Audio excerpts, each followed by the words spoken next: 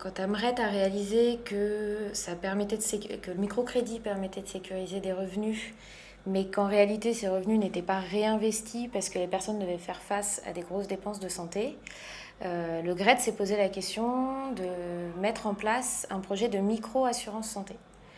Et donc en 99, on a lancé le projet Sky. Donc l'idée c'était de couvrir tous les soins primaires, l'accès aux soins primaires, l'hospitalisation avec et sans chirurgie au sein de nos partenaires, donc les structures publiques, des structures de santé publique. Et ça pour une prime de 5 dollars par an et par membre. Sky, c'est vraiment un projet à destination de la population rurale.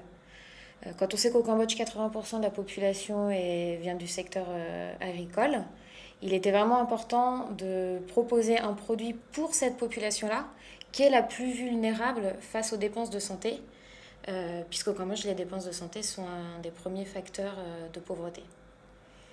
Donc on a créé le produit et ensuite on l'a étendu sur Phnom Penh. Et quand on est arrivé sur Phnom Penh, on s'est très vite rendu compte qu'il y avait une autre population qui méritait un produit particulier, c'était le secteur textile. Et donc là, on est rentré en contact avec le GMAC, qui est le syndicat patronal du secteur textile, pour faire un partenariat avec eux, pour essayer de définir un produit qui était vraiment ciblé pour ces ouvrières. Donc la couverture santé, c'est la même que pour Sky, avec un accès illimité aux soins primaires et aux hospitalisations. La différence, c'est le calcul du premium, de la prime santé. Et en fait, cette prime est partagée à 50% payée par l'employeur et 50% payée par les travailleuses. Quand on a mis en place ce projet, il y avait deux objectifs. Un, pouvoir couvrir cette population qui en avait besoin, et aussi servir de projet pilote pour le ministère du Travail qui voulait mettre en place une branche de sécurité sociale, assurance maladie, au Cambodge. Et donc ce projet normalement devrait naître en octobre cette année. Et donc notre produit HIP pour le secteur textile va être transféré au sein du ministère du Travail.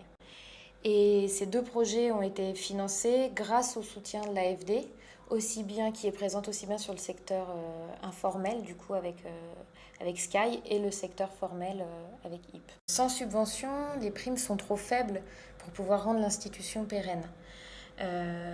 Mais il est bien entendu question qu'un jour ces subventions viennent du gouvernement et que le gouvernement cambodgien se réapproprie ces projets et que les bailleurs internationaux arrêtent de financer ces structures.